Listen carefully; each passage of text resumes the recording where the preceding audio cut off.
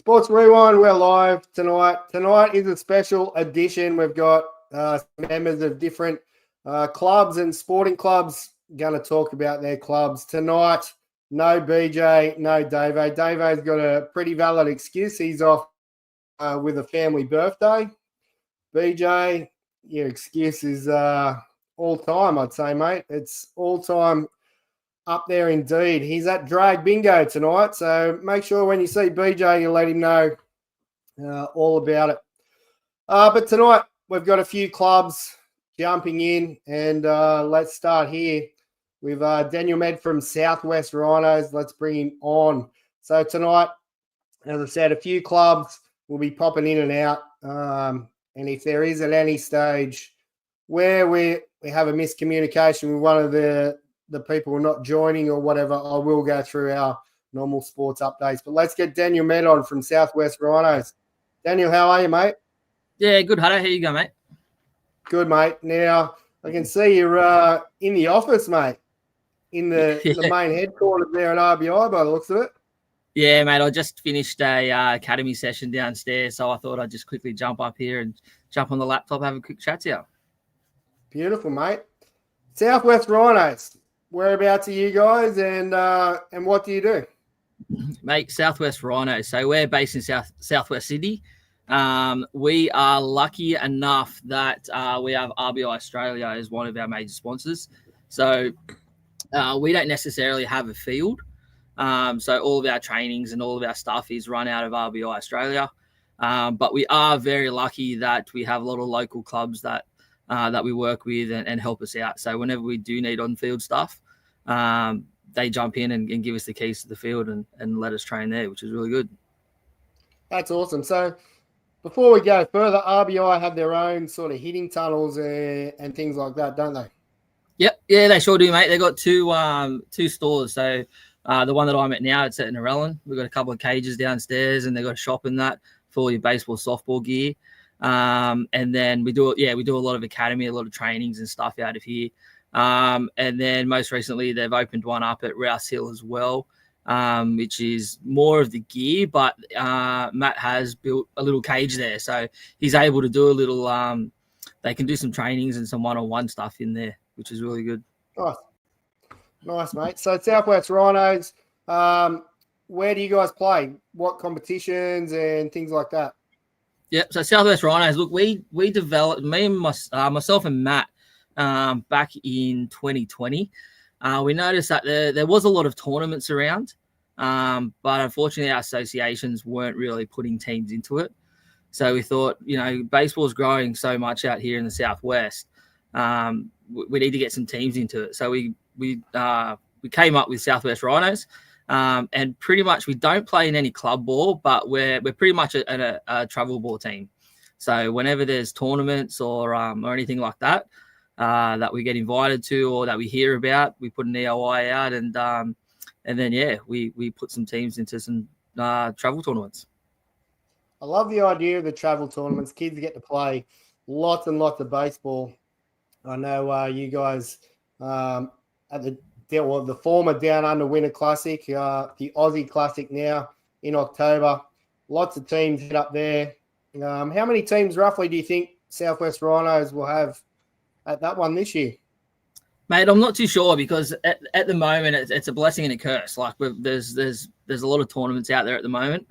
And like I said before, whenever there's a tournament out there that we get invited to, we put an EOI out. So unfortunately, at the moment, some of these tournaments are starting to clash. Look, I'm not too sure in regards to the Osborne stuff how many teams we'll have at the moment, whether it's one or whether it's five. I really don't know. Okay, and so with the age groups, obviously they vary.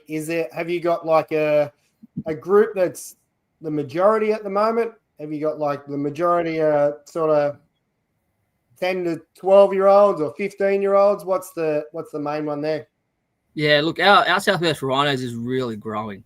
Pardon me. We have, look, at the moment, I think we've got close to about 80 or 90 people that are like players that are playing with us.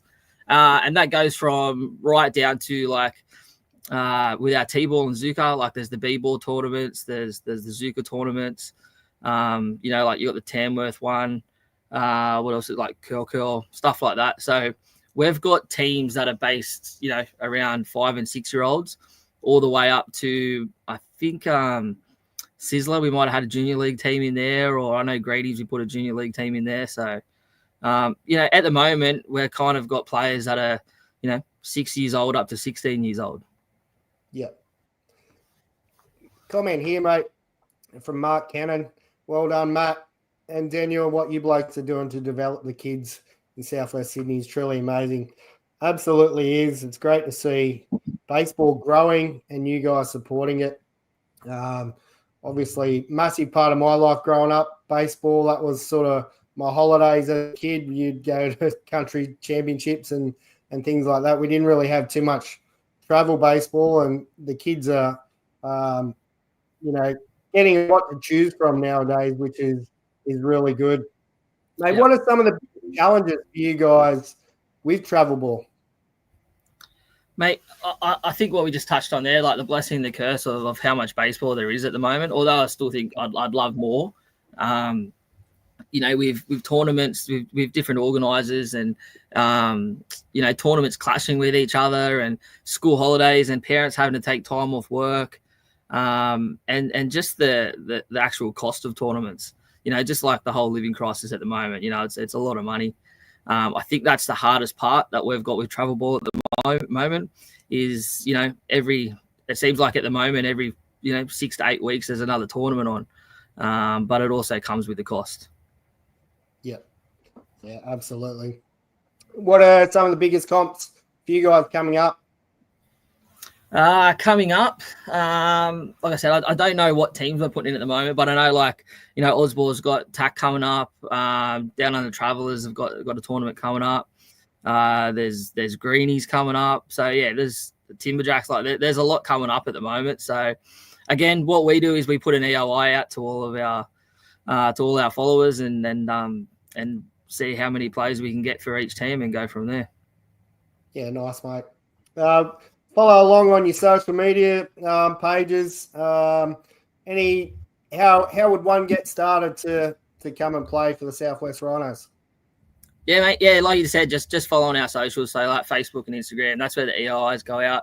And it's good. We're growing more and more. Like I said, we're based here in Southwest Sydney, but look, we've got players from Illawarra, Ryde, Hills, Cronulla. We've actually last year we've got some guys that keep coming back down. So we've got players that live on the Gold Coast, down in Melbourne, and just recently in Sizzler we had players from WA come over and play for Southwest Rhinos.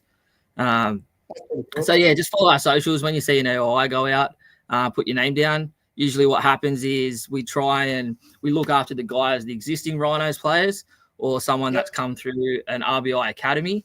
But the way we're growing at the moment and the support that we're getting, because it's not just about players that we look after. We also look after, we're creating scorers, managers, coaches, and we need to keep it expanding all of that coaching staff with the amount of players that we're getting at the moment. So keep an eye on the socials. That is a big part. All your coaches, managers, scorers, that is often overlooked. I know up here in Newcastle, they have their sort of scorers meetings once a year and you get your dribs and drabs coming in, but they are really crucial to being a successful team or club. So that's right. And I think every tournament we have, I think every tournament we have, like we're developing a new scorer. We're convincing a new mum or dad to learn how to score.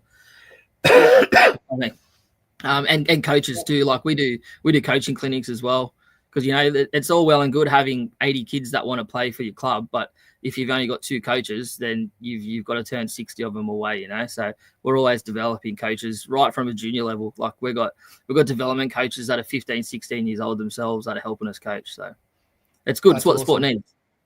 Yeah, absolutely, mate. Thanks for your time tonight, mate. Make sure you go and check out Southwest Rhinos on all the socials. Thanks, Daniel, and we'll talk to you soon. Awesome. Thanks, Hutto. See you, mate.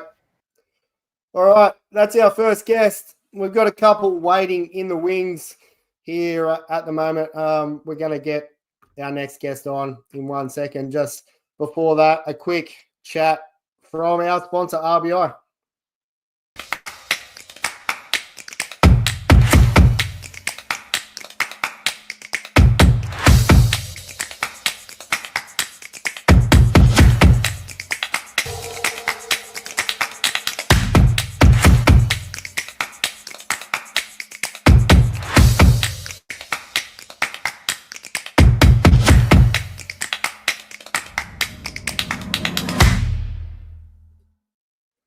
Alrighty, so when I put these social posts out about tagging some teams to come on, I was quite a few names got mentioned here in different clubs, and we've got a pretty wide variety tonight. I'm really enjoying reaching out to some new sports that I haven't talked to. And the next one we're going to get on was actually referred to us by Luke Moore. I'm going to bring Shane Gallagher on. He is from the Hunter AFL. Shane, how are you, mate? Good, Hutto. Mate, thanks for having me, and thanks for putting together a podcast to help out those sporting communities. Mate, it's been very wet and not much sport being played at the moment, so it's good to reach out and sort of have a chat with some of the clubs. Now, tell us a little bit about Hunter AFL Masters, mate. And so Hunter Masters is basically like any Masters football, regardless of whether it's soccer, league, union, whatever. It's footy for fun. So what that means is you're playing, in our case, AFL in a safe environment, a fun environment. We still have team structures. We still want to play an orthodox game of footy, but in a safe environment. So no one's going to run through it. We limit the rules a little bit where when tackling, we try and not take players to ground. No knees in the back. Obviously, we've got guys that range from any age from 35 up to, we've got a couple in their 70s that play. So obviously, we look after them. But yeah, it's all about footy for fun. I like it, mate.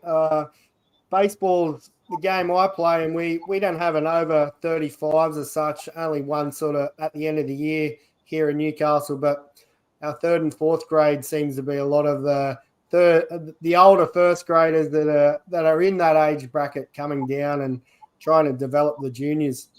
One thing I noticed on your social media, you guys have a really good community around what you do.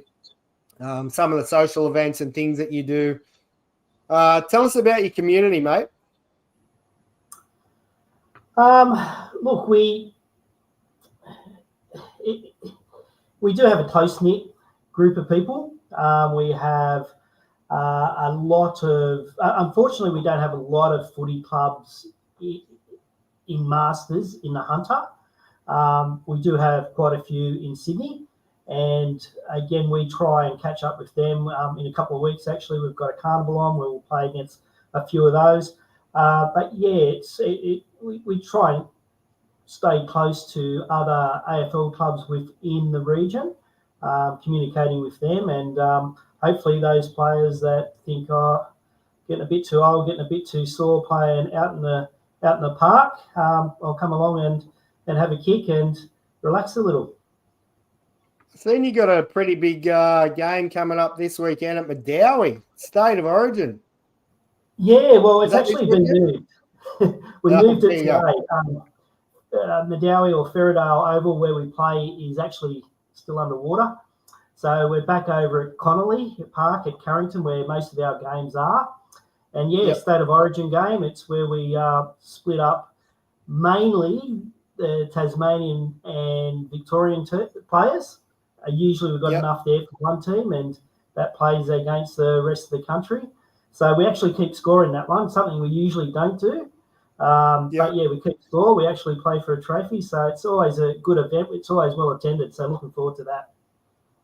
Awesome. Now you have with a game like that, can we get beers at the game, mate, or is it Yeah, absolutely. We have we have a trailer, big decked out esky. barbecue in there as well. So during the game, drinks are there. After the game, we all sit down, have a barbie. It's a fun day. Whether it's State of Origin, whether it's a carnival, or just our intra-club games, it's all the same. Sometimes we head off to Young Street Hotel at Carrington, who look after us sponsorship-wise. So, yeah, they've been great to us as well. Awesome, mate. So how many teams roughly in your comp at the moment in the Hunter?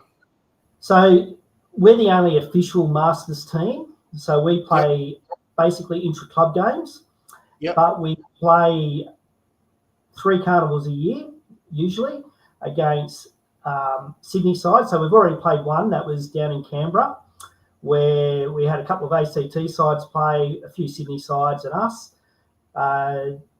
The weekend after this, we're at number 1 sports ground, where we play our Newcastle Carnival, where we'll put together from our club member base, because we've got a pretty good member base. We'll probably get 2 teams organised, and we'll probably get 3 teams up from Sydney that will play in that.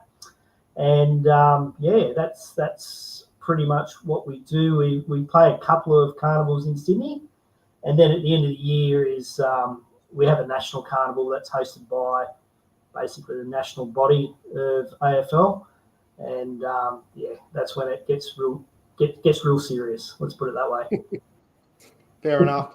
Hey, how can people get involved? Basically, best thing to get info is on Facebook, Hunter AFL Masters. We have our draw up there. We have our events up there. We're also on TMAP. Not sure how easy TMAP is for a lot of users compared to Facebook. I think Facebook's the easiest. But you'll get information there. You can message us, and we can answer any questions. For those that see the draw up, ever want to just pop in, and you don't need to make a booking to come and play. Just roll up, and we'll get you organised then and there. Awesome, mate. What time's the State of Origin kick off on the weekend?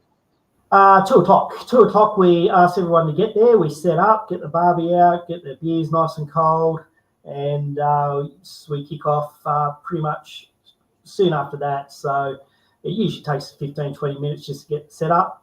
So anyone that wants to come along, 2:00's a good time, and have a crack. Awesome. Thanks, Shane. Thanks very much for your time, mate, and go and check out Hunter AFL Masters. Thanks, All right, Hunter. mate. Take it easy. See ya. You too. All right. That's 2 of our teams down. We've got 2 guys waiting in the background there. We're going to get Aiden on from Hunter Performance Centre next. I'm patiently waiting there. I'm going to pull him up right now. Hey, mate, how you going?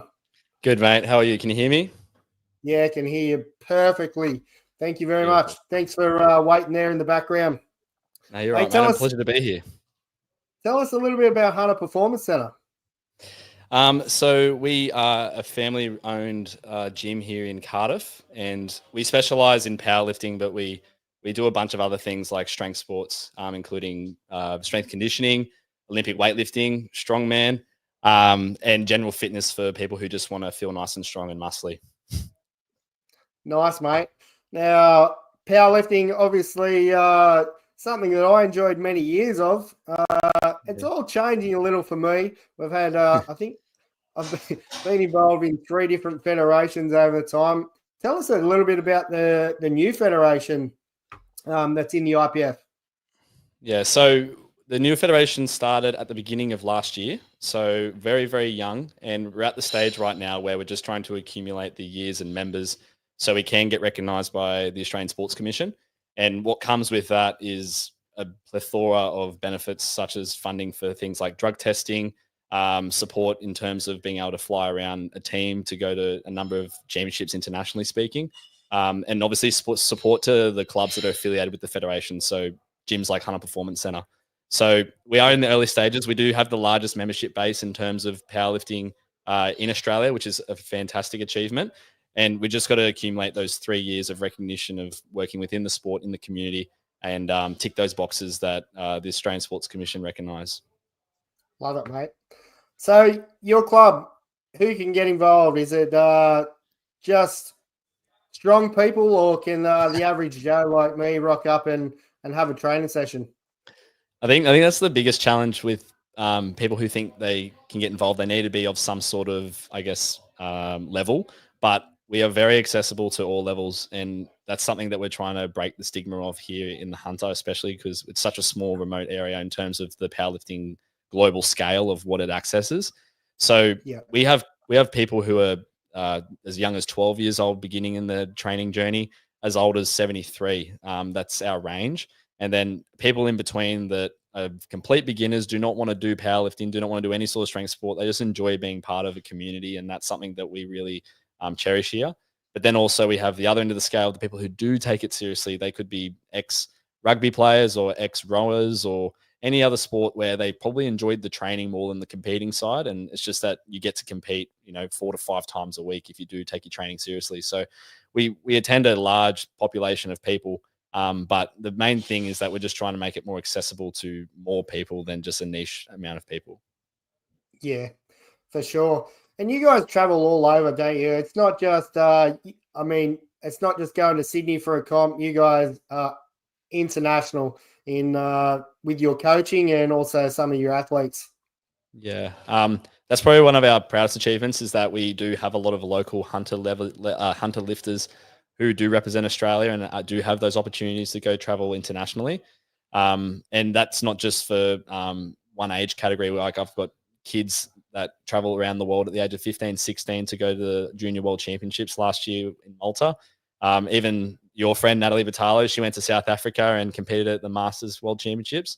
And I've even had lifters in the open division, which is considered the highest level because it's an open age category. Anyone can compete in that category, but it's the hardest category to compete in. So yeah, we do have a lot of international lifters, but with that comes with a lot of novice lifters who begin their pathway to the international level. So here at Hunter Performance Center, we run novice competitions where the level of entry is very, very low. You don't even have to own a pair of knee sleeves or wrist wraps or anything. You just need a pair of deadlift socks up to the knees, which usually people carry around in their bottom drawer. And as long as you know how to pick up a bar safely, you can participate and get started that way. I love it, mate. I know when I had the gym, a lot of the things were trying to do these novice comps so that people can get involved in the sport. But at that stage, a lot of the different federations were not liking it. And it makes it hard to grow sport when you can't have novice people start. How else are people going to start, I guess? So, yeah, mate, exactly. what are some of the biggest the biggest challenges for your gym? Beside COVID and inflation and I guess the amount of gyms that there are in the area in terms of, I guess, people who just want to do high rocks training, if you've heard of that, or CrossFit. Yeah. Obviously that was a big wave and back in the day. Like I think just try and keep it I guess enjoyable at the most simplest level possible, because a lot of people are always looking for, the flashy new way of feeling fit and strong and being healthy.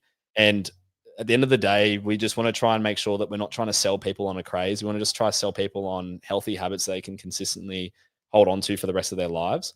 And I'd say that is the biggest challenge, is just trying to show that, the next biggest thing in your life, on your fitness journey, whether it's strength training or improving your cardiovascular fitness, it's not the flashiest thing in the world. It's really just simple, hard, honest training. And as long as you have a community that cultivates, good culture and an environment that makes you feel strong and comfortable, then I think that's probably the thing that we want to try and foster for the majority of people that haven't attended Hunter Performance Center yet. So that's probably our biggest challenge, is just trying to find more accessibility to those sorts of people.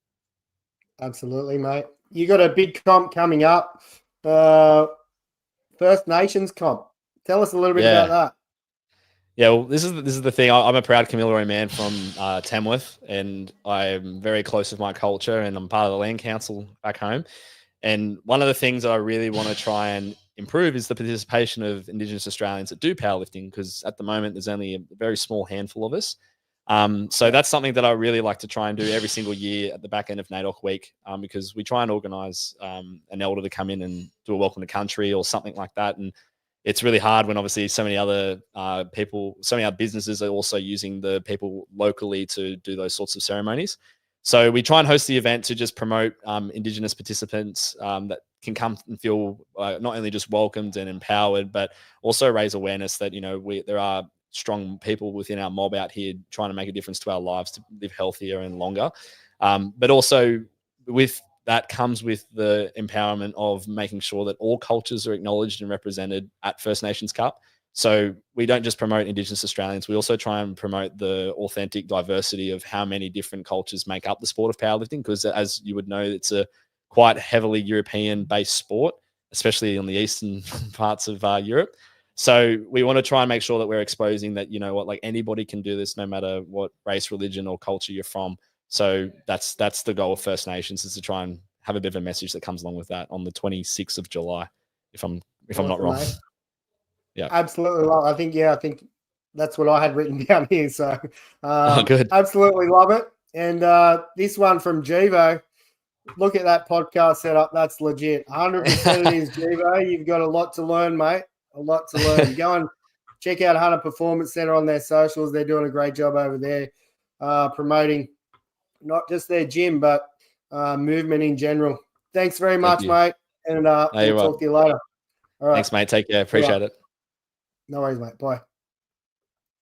Next bloke I've got on is he's going to be talking about movement as well, and he's going to touch on the 4 pillars of health.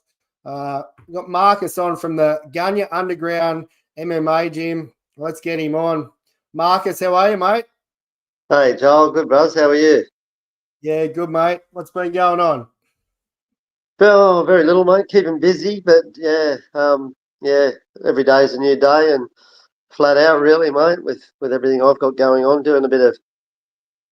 Oh, I got some other things happening outside of the gym with myself, but yeah, it's all good. Right, mate. Tell us a little bit about the Gunyah Underground.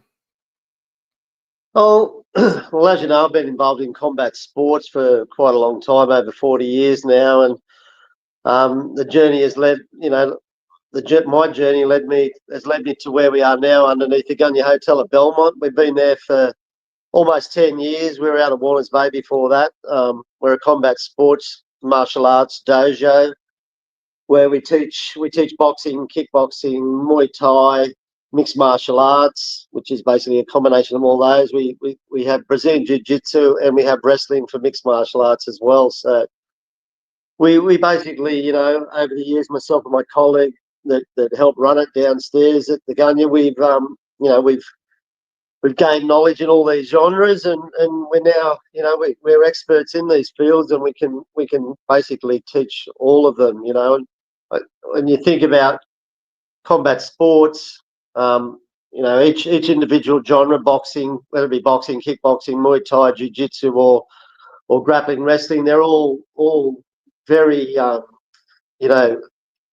intense martial arts. When they're combined together to make mixed martial arts, that's what you see in the UFC today, basically. Yeah. So we run classes downstairs there. We've got classes of Muay Thai Monday and Wednesday nights at 6 p.m. We've got No-Gi Jiu-Jitsu on a Tuesday night at 6 p.m. And we've got mixed martial arts, like I said, which is a combination of all the things we teach, on a Thursday night at 6 p.m. We also run personal training. I do a lot of personal training. I have about 20 clients at the moment that I do a lot of one-on-one sessions at small groups, mostly groups of 2, one-on-one or groups of 2. We cater for corporate self-defense seminars. We do a lot of different things. So yeah, we've got a lot of happening, mate. Okay. So for someone that just wanted to get into a bit of fitness, would they still be able to come and have sessions with you? Absolutely, mate. Absolutely. And the thing I do too is I teach the martial art to the person. They come to me for whatever reason. It could be to get fit, lose weight. They want to improve themselves, through their foundations, which I'll talk about, which you've already mentioned, the 4 pillars. Or they want to learn to. They want to learn to defend themselves, or they might want to, if they get good enough, maybe even compete. But generally, people come to me for fitness. I always teach correct technique. I believe that martial arts being the emphasis of combat sports, is that you can actually learn something whilst you're going, on your journey to the fitness goals that you want to achieve, So yeah, that's what I love about martial arts, is that someone can actually improve themselves mentally and physically, just through the combat sports. Absolutely, mate. Let's talk about your 4 pillars of health. On your site, you talk about your 4 pillars. What are they? So the 4 pillars, I've sort of, my personal training, I call myself 4 pillars personal training. I was inspired by the philosophy some time ago. We have 4 Neanderthal pillars. They're the foundations of life. They're our physical pillar, our mental pillar, our emotional pillar, and our spiritual pillar. Our physical pillar, well, that's our vessel, our body. If we take care of ourselves physically and we look after ourselves physically, through obviously exercise and diet and just taking care of ourselves generally, then we give ourselves every opportunity to participate in life at the best we can. By being our best physically, it gives us that that vessel to go out and live life. I mean, if we don't, then a lot of the time, look, it's easy to come home and sit on the lounge and do nothing, and that's when we start to fail. And later in life, it's even more important to keep active, keep moving. So that's our physical pillar. Our mental pillar, well, that's our mind. Obviously, our mind, we control everything. We control our thoughts, our feelings. We motivate ourselves. That's our motivation, positive, being positive. So strengthening yourself physically goes hand in hand with strengthening yourself mentally. So if you've got healthy mind, healthy body, healthy mind. So that's the mental pillar. The emotional pillar, that's our feelings. That's how we experience things through and we experience or feel emotion with our heart. So, all our experiences, our feelings are a byproduct of that. So if we're healthy physically and we're in a good place mentally, then emotionally, the byproduct of that is, a good outlook. We're going to be happy. We're going to be, we're going to enjoy what we're doing. We're going to enjoy life. We're going to be a better person. It just makes you a better person overall, And our 4th pillar, which is our spiritual pillar, well, that's who you are. When you strip away those other 3, the physical, the mental, and the emotional, then what you've got left is who you really are. Who you are. Marcus Lennon, who I am, was the name I was given at birth. But that, who I am really is that spiritual person, that, my core values, my self-belief, my belief structure, what's important to me. That's who I am spiritually. So the 4 pillars that are Neanderthal, physical, mental, emotional, spiritual, they're the foundations. When one weakens, the other 3 have to be strong enough to support that one till you strengthen it. And through combat sports at the Gunyah, I can promise you're going to be strong in those 4 areas. Love it, mate. How can someone get involved, Marcus? Mate, we've got a Facebook page. They can just message us through our Facebook page. We don't promote a lot. We're very, very much word of mouth. Combat sports is a tough sport. It's elite level fitness. It's some of the hardest cardio you'll do. Your biggest adversary is yourself. It's very humbling. It makes good people. There's no egos in the dojo. All the people that are good, remember, they come from humble beginnings, and we're all equal. There's no, so anyone that wants to get involved can contact us through our Facebook page. Send us a message. We'll let you know what's on in our pricing structure or whatever. But yeah, and also, Joel, as a cross training to another sport, we have a lot of rugby league players come in and train. We have a lot of other people who specialise in other sports that come in and use us to increase their cardio. So absolutely, mate. I love it. All right, thanks for your time, mate, and catch up with you soon. Yeah, mate. Thanks for having me on, mate. All the best. No worries. Too easy, Marcus. Take it easy. See you, brother. Go and check out the Gunyah Mixed Martial Arts. Great to see Marcus. Haven't seen him for a little while. It's always good to catch up. Mate, I'll get one more on. We did have on our Facebook page that we're getting Stonehedge disc golf, but Koshi's unavailable at the moment. So I've got this random ring-in guy that's coming on. I don't know if you ever heard of him, but he's going to promote his show at the moment. It's Jivo from the Banter Bar. How are you, mate? Hello. Mate, the Mate, Banter what? Bar, you had your first show This on fucking Sunday. I was due to come on, mate, but we have Yeah, I our know. Hudson family dinner. So we had 22 Hudsons or 23 Hudsons there, so I couldn't miss that one. So Timmy Hudson gets it over me again. Timmy Hudson. Yeah, he gets a good run. Unbelievable. He does. Mate, tell us about the Banter Bar. What is it? Well, first of all, I want to have a chat to you about this thing you've got behind you. These Bathurst. Can't you afford to put it on the wall properly? Come on, mate. She's on the wall. Mate, the Melbourne Aces. What's going on there? Yeah, look at it. That's going to be worth a fortune. I got that thing last year, and they're now not in the ABL. So I absolutely love the jumper. But looks good, mate. Looks good. I'll be wearing this one in Korea, I think. Yeah, 100%. Mate, the Banter Bar. So basically, we did a bit of a reset after the Extra Base podcast. We decided that, look, we can't keep flogging a dead horse. So me and Chock and Rog decided, hey, listen, fuck it. Let's go and do something different. So the Banter Bar is basically each week we choose a topic or a sport or something, and we just go to town on it. Fair enough.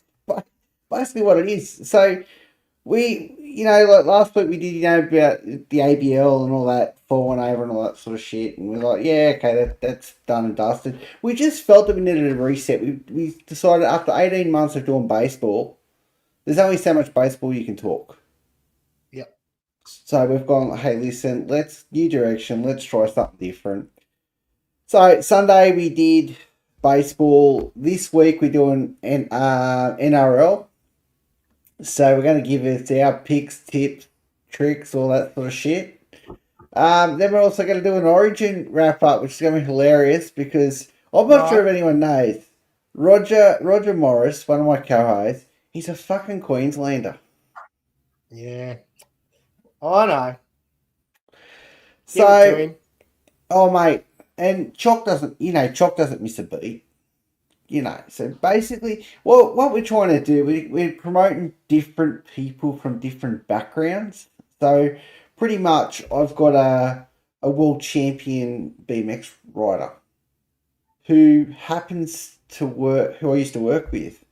So she's going to come on and talk about her training regimes, how she got into it, why she got into it. How did she end up doing it at 35, becoming a world champion, all this sort of stuff. We're talking to racing car drivers, we're talking to golf professionals, we're talking to just every week we're going to find a new topic and we're just going to attack it pretty much. Go with it. I love it, mate. Yeah. I love it. You got to have something to talk about, and it's always good to talk to different people. I know I really enjoyed tonight learning about a few different sports and clubs, I guess, that I didn't know about, and hopefully we can get the word out. And a few of our listeners might go over and follow their socials and see what they do. 100%. Who knows? We might have someone go and power lift or play AFL or do some mixed martial arts, whatever it might be. So, mate, what I want to do is talk about something that Funky Phil actually suggested. Right, the Banter Bar versus the Sports Digital Rewind Challenge. On what? Hello, Chock. On anything, mate. You give us a sport, and we'll sort you out. Right. Well, mate, I got a racing sim here, mate. We can race. We can MLB the show. You name it. We're down. I was thinking more like maybe like a blitzball challenge or something like that. We could do that. Mate, we could do that. We could do that, mate. Anything. Good value. Mate, Roger Morris has got his rubber arm. He'll go all day. Davo will go all day. And I've got Matt Aveth. He's the best catcher that's never was. So. Okay. Yeah, you probably will. Speaking of tell-ups, did you hear why Randall wasn't here tonight? No, tell me. Drag Queen Bingo. Oh my fucking god! Are you serious? I'm serious. That's why Randall's not here tonight. So make sure Fuck, you that's gonna go. get a fucking run. Don't you worry, We'll get a run. mate. We're look, All right, and mate, the other thing, what are you on, Facebook? Oh, mate, we're on everything. We're on everything. We're on Facebook. We're on YouTube. We're on TikTok. We're on Matavesi's hotline. Actually, funny story there. Chock's got a special guest we're trying to get in. He's got 1.2 million YouTube and TikTok followers, right?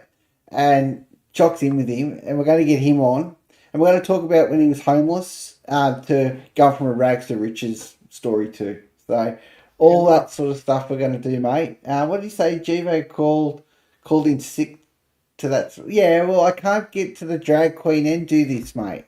I told you. Mate, Jivo's got a part-time job. He can only work that every second week. So Well, every third week, actually. 'Cause, mate, I've got to work 50 hours a week at my normal job. It takes me 30 hours a week to run the banner bar because I've got 2 peanuts that don't know what's going on. And then, after that, I've still got to cook dinner. And then I've got Matavesi, the worst umpire in the ABL who gets a gig.